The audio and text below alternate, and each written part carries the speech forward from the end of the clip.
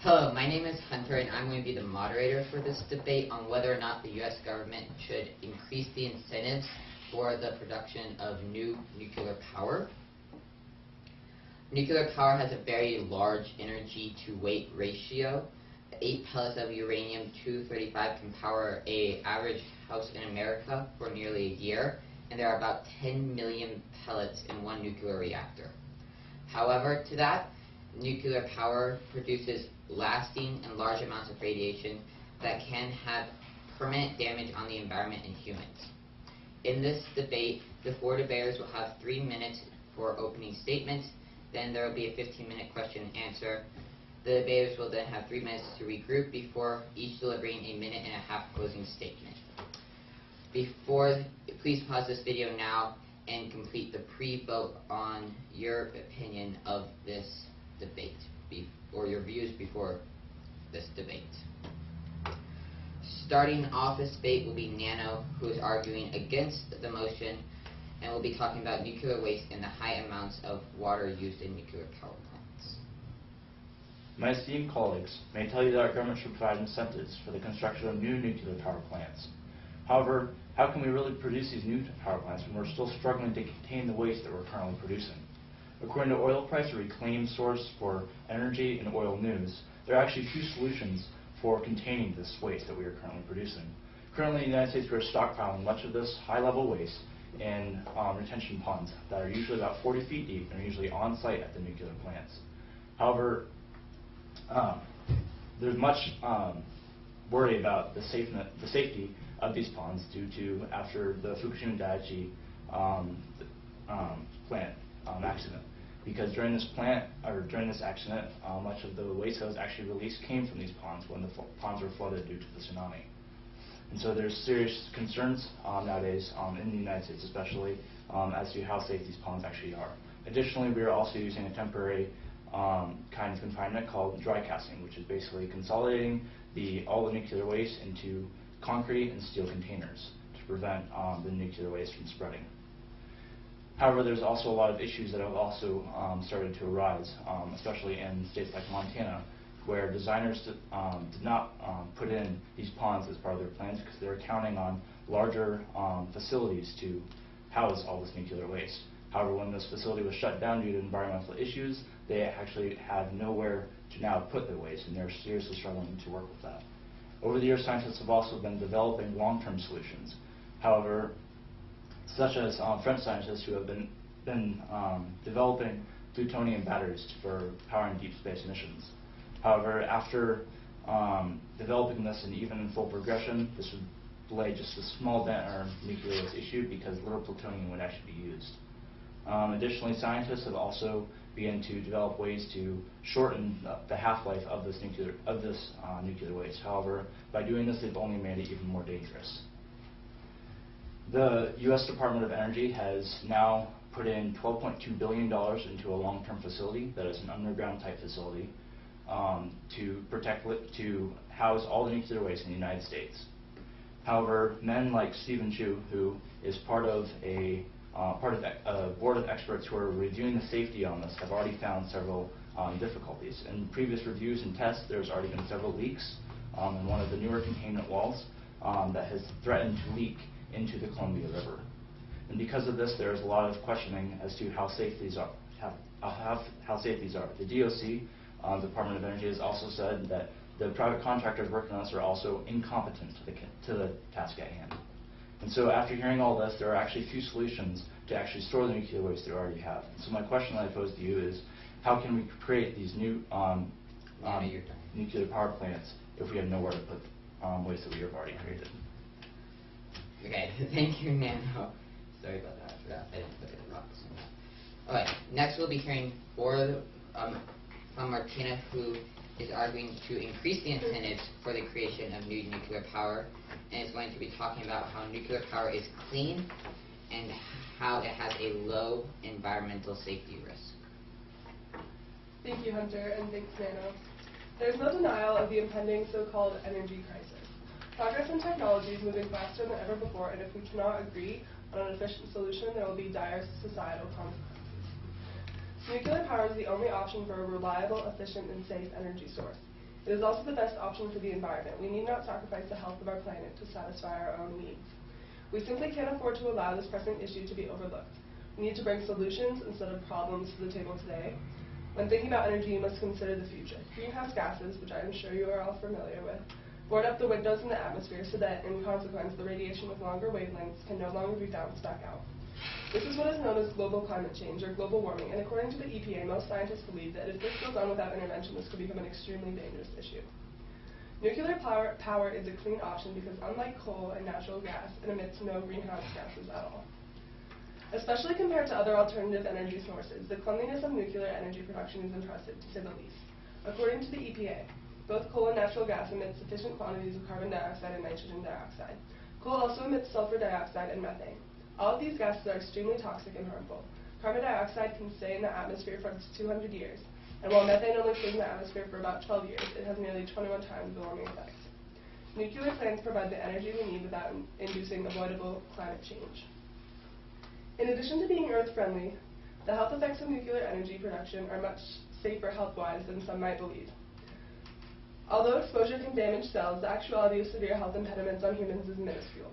As determined by the NRC, a person who spends a full year at the boundary of a nuclear power plant site would receive an additional radiation exposure of about 300 millirems. People who live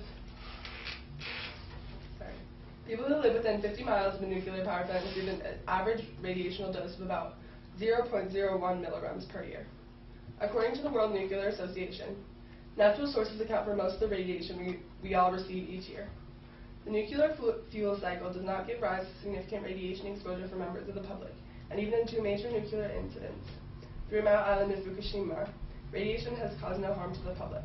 Radiation protection standards assume that any dose of radiation, no matter how small, involves a possible risk to human health. This deliberately conservative assumption is increasingly being questioned, and its application following Fukushima accident caused much suffering and many deaths. It is true that nuclear energy has downfalls, as do all potential energy plants. Right now, however, we need to focus on moving forward instead of spinning in hesitant circles. We need energy, we need action. Thank you, Martina. Now speaking with Nano against the motion is Lacey, who will be talking about the effects of radiation and the inefficiencies of energy conservation in nuclear power plants. Thank you.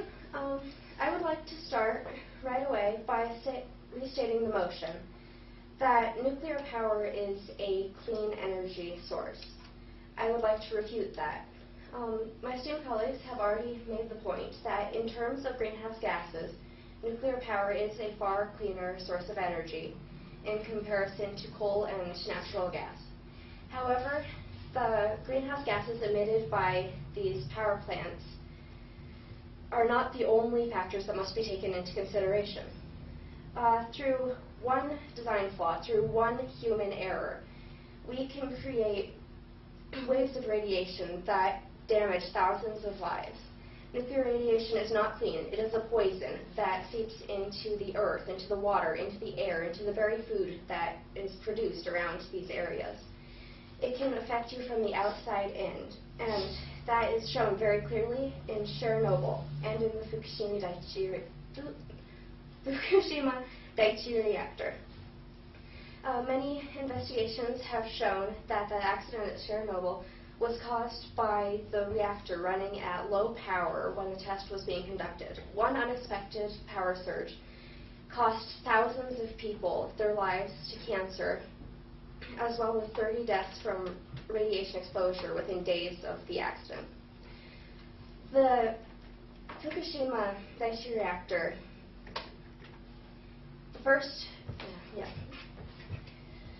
has already released nuclear radiation 168 times greater than that released of the Hiroshima bomb. It was rated a 7 on an intensity scale of 1 to 7 as far as nuclear incidents go. And this was all due to the fact that although we were able to prepare for the earthquake, although the plant was able to stand up to the earthquake, it was not able to stand up to the tidal wave that came after.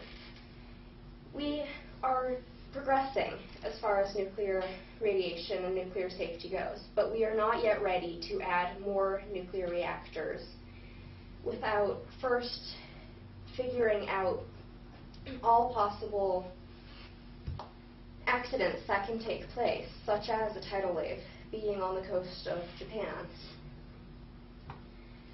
And so, therefore, I propose that while we need to focus on and preventing the energy crisis that Martina mentioned, we should first do that by looking at energy efficiency in the products that we have right now, in the machines. The typical... 10 seconds, please. All right. Well, that is essentially what we need to do. We need to focus on expanding upon what we already have rather than creating new reactors. Thank you very much, Lacey. Speaking lastly is Molly, who is in favor as well, is in favor of the motion, and she'll be talking about the safety technology associated with nuclear power plants and the prevention of terrorist attacks against nuclear power plants. Thank you, Hunter. My commendable peers and I have come together today in the knowledge that we need energy. The first thing I did this morning when I woke up was flip on the lights. I suppose each of my esteemed peers did the same. Each of us who sits in this very room is dependent on energy. Our debate today is not on if we need energy, but how we should go about producing it.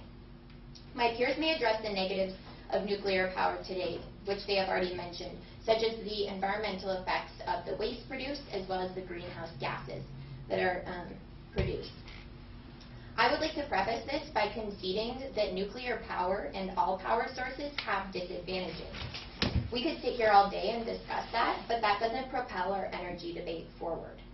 Martina and I are here today to make progress in this conversation through staying solution-oriented and explaining why nuclear energy is the safest and cleanest solution to meeting our world's electrical energy needs. Nuclear energy is incredibly efficient and produces an immense amount of energy. The U.S. Energy Administration reports that each year nuclear power plants produce, or each nuclear power plant produces 12.2 billion kilowatt hours of energy per year. In 2011, a total of 64 nuclear power plants in the United States produced 790 billion kilowatt hours. 19% of our nation's produced energy and served over 70 million homes. This means that only 64 power plants produced almost 20% of our nation's energy. To put that in perspective, that's about 1.24 nuclear power plants in each state producing 20% of our nation's energy. As Lacey mentioned, there are risks to nuclear power as far as the health effects go. However, Lacey mentioned Chernobyl, which was over 20 years ago, and it did cause effects to the food and to the people, but new technologies are being developed so that there's less of a risk of that happening. New measures are being taken to increase the safety in the plants of the workers and community members, as well as to prevent terrorist attacks. Some new developments include a process which decreases the risk of nuclear meltdown by instantaneously decreasing the reaction rate as the temperature of the coolant, fuel, or power of the reaction increases. 30 seconds. In addition, technology is being developed to create a system that invests more in the humans who work at the plants and giving them the tools to manage the plant more simply by giving them a larger scope of plant conditions and aids in the control room. This also allows workers to prevent unauthorized users and potential terrorists from entering the nuclear facilities. Finally, improved mitigation procedures and strategies based on the severe accident management guidelines are being implemented. Thank you. Okay. We are now going to go into the question and answer part of our debate. I would like to start off by posing a question to Martina and Molly, and that is, what if the other side brought up that we're producing a lot of nuclear waste, but you want to increase the amount of nuclear plants?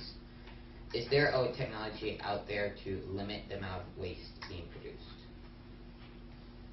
I don't have any evidence waste-wise, but again, I want to bring it back to, obviously waste is an environmental concern, but as Martina talked about, compared to coal and natural gas.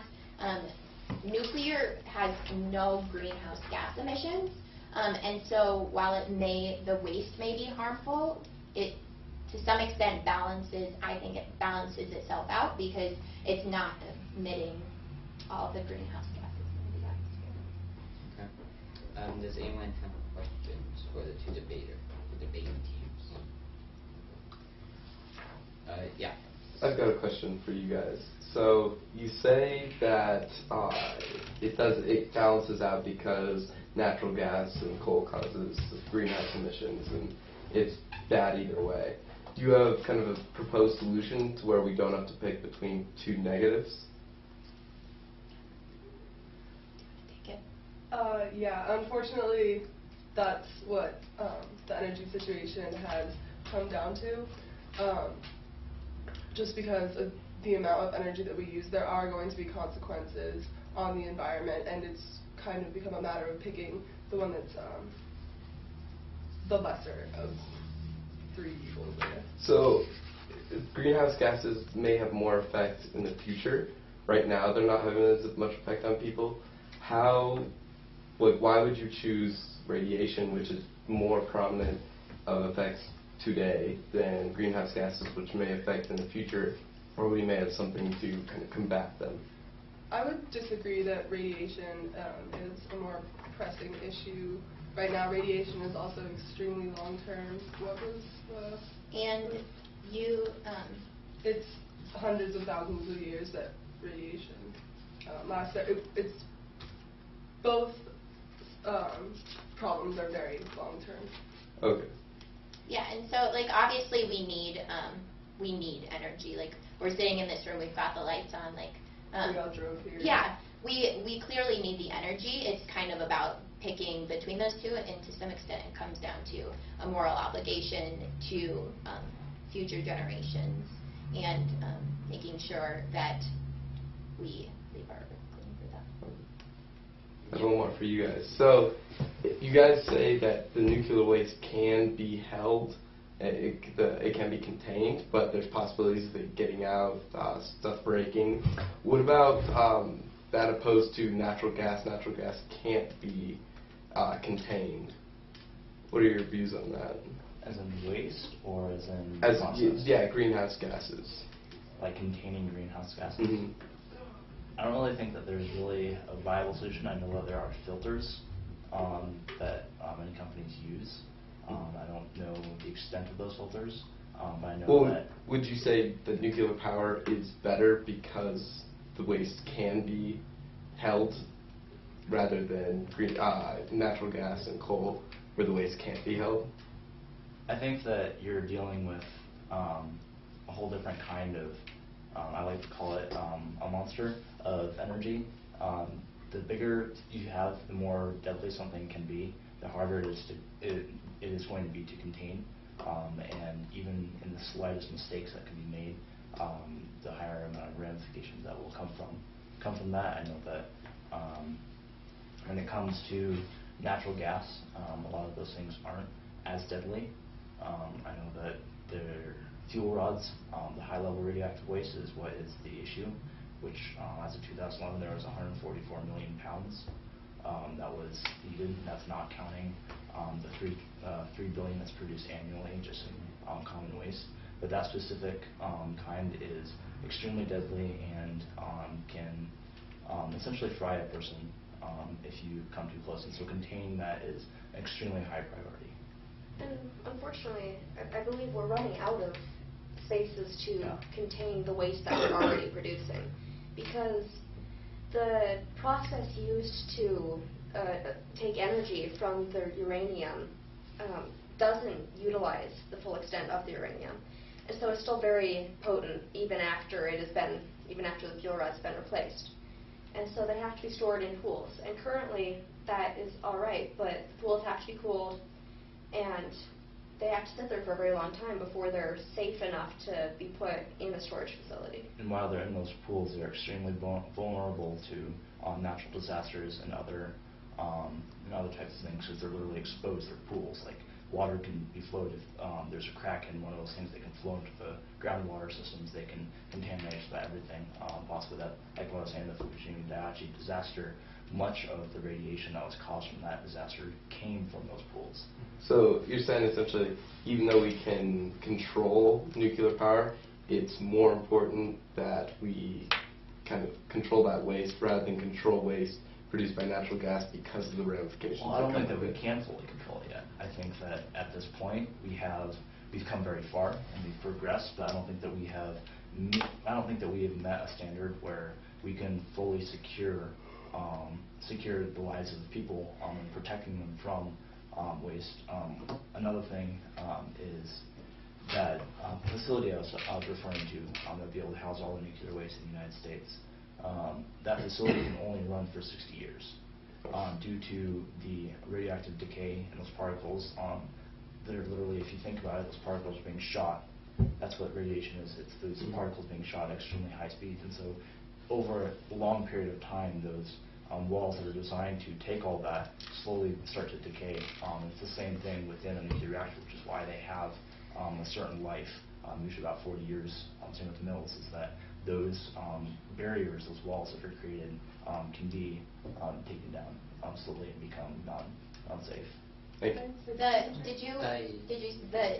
walls around the nuclear plant, is that what you were referring to? Reactor walls on nuclear plant as well as containment cells. Because I was reading that at the 3 Mile Island nuclear meltdown, the containment system that they had developed was built so well that it basically confined the meltdown and had no effect on them. That was an accident, and I also read that there were several leaks that occurred. Although not major, there were small amounts of radiation that were detected around the walls where they had actually split their way through. The issue isn't as much those accidents in containing. Those walls are definitely built to contain large amounts, but at a time. But when it comes to long periods of time, say over 60 years, 40 years, like that's going to happen. I would like to kind of put the waste issue in perspective just by comparing it to the relative efficiency of nuclear power, just because it almost justifies the waste issue just because of how much energy it produces. And the waste issue is a problem, and there does need to be a solution for that because it is an issue and it will affect future generations. It's very dangerous. But the sheer just efficiency of nuclear energy and how much we rely on it, I think, justifies the waste. I mean, if we... Do you know? Well, I didn't have time to get to this in my opening statement, but that's actually what I was going to go into. Is we're not necessarily condemning the nuclear power plants that we have. You can't just replace something that gives us 19% of our nation's energy. However, we need to focus on harnessing that energy better and gathering it and using it to its full effect rather than build more plants to create more energy. And taking care of the waste that's already being produced, because it's obvious from my research that we're not at a state where we can fully contain everything. There are many gaps in where we're containing that waste with just what we have, with the 64 power plants that we currently have. And I think that it would be irresponsible of us to move on, build more plants when we are still working to contain the waste that's produced by the plants that we already have. So then my question for you is, how do we meet the energy needs of today without, and the energy need, which is basically growing, how do we meet that without adding more nuclear power plants?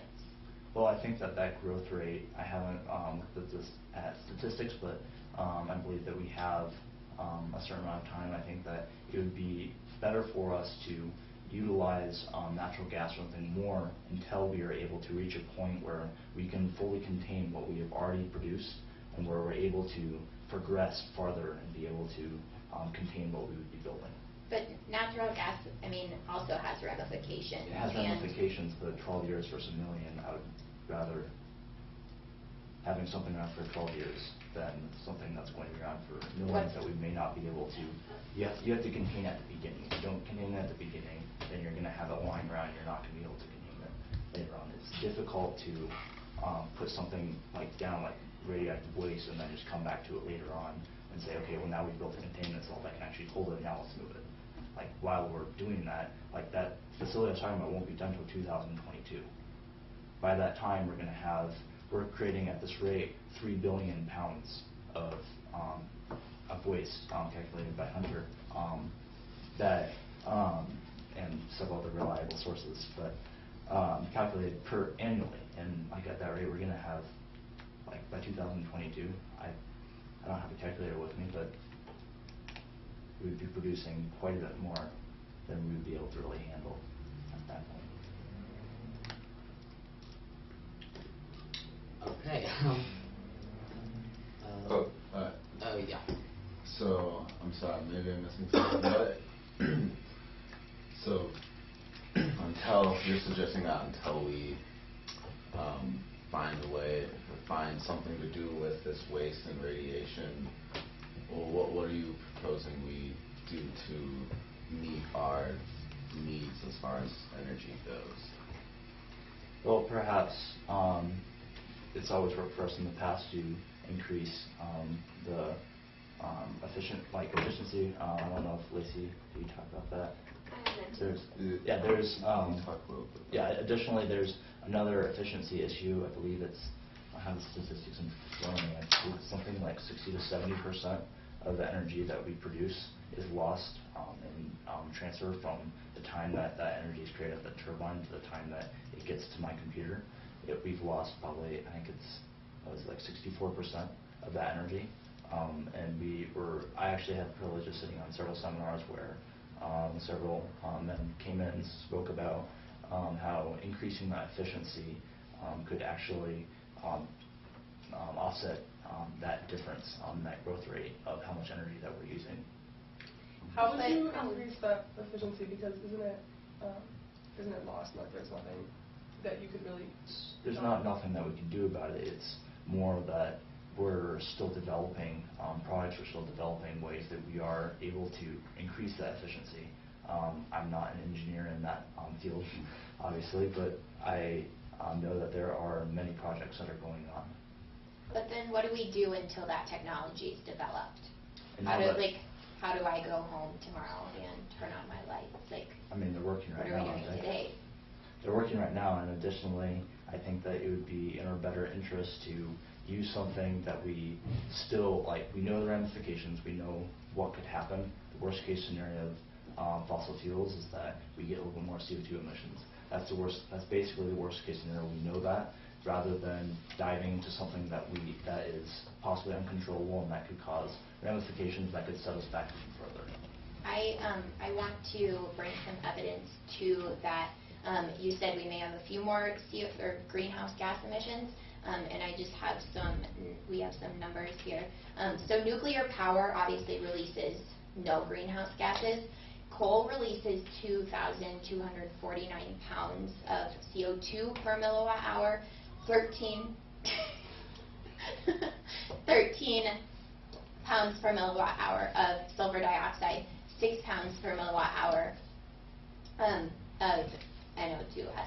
And then it also produces methane. In addition, natural gas, which you have brought up, releases 1,135 pounds per milliwatt hour of CO2. To put that in perspective, each nuclear power plant produces 12.2 billion kilowatt hours of energy per year. And this is just natural gas alone. Just the CO2 emissions are 1,135 pounds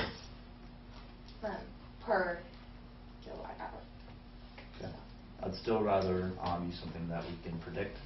Just predict those numbers, and those were awesome. And we know that we know that that's not going to necessarily kill us. But we also know that stepping into something that we don't know and that we can't control yet, I don't think is responsible of us.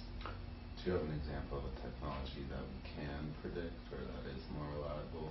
Well, natural gas, we know that it's going to release that much CO2 into the air if we continue to do that, if we increase the amount of production. But does that make it right? Does that make it better that we know? There's not really a right situation in any energy field. There's going to be huge ramifications no matter what we do. I'm simply saying that I'd rather do something that we know what's going to happen and that we are able to, we have the technology right now towards we can work with it and we know what's going to happen with it. It's reliable.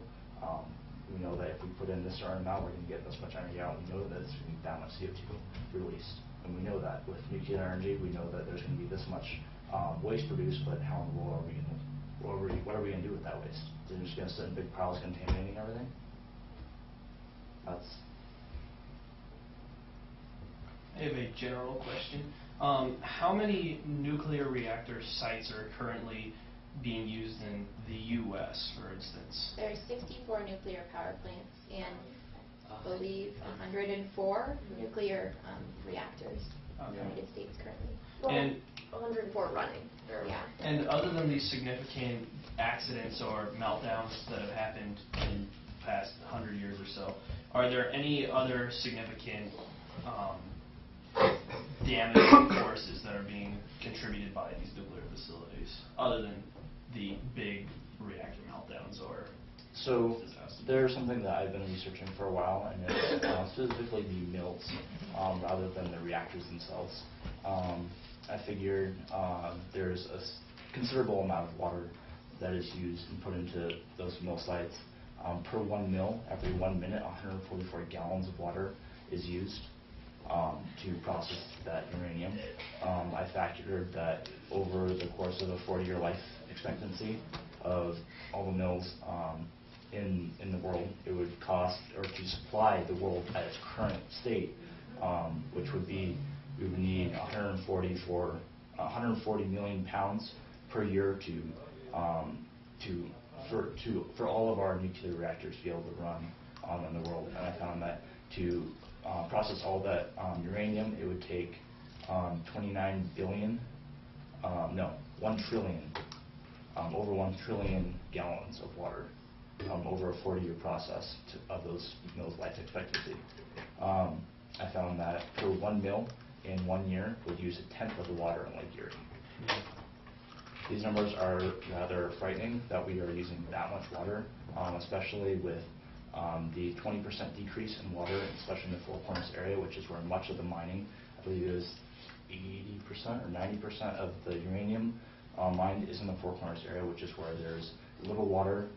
And so I am still questioning and researching how in the world we're going to get that much water in order to process that much uranium. And then a separate question for you. So, like fossil fuels, we're eventually going to run out of potential coal, gasoline, natural gas. How much uranium is there an estimation on like how much nuclear power we can generate before we start running out of uranium?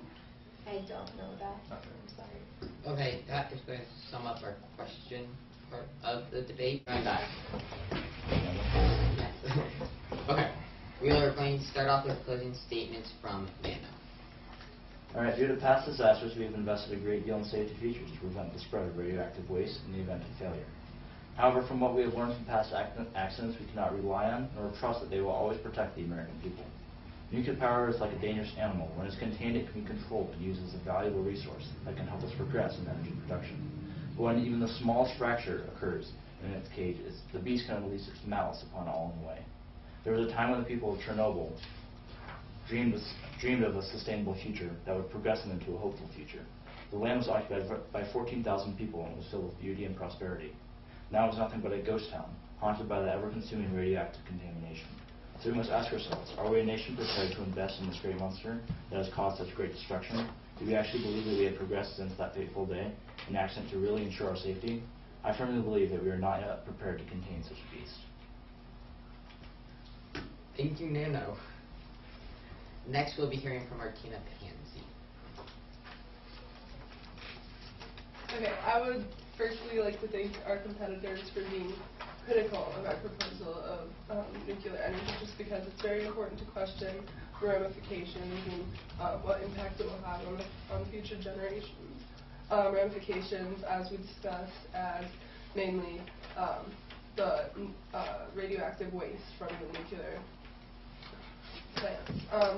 However, we also talked about how there are no greenhouse gases produced by nuclear energy and how it is efficient.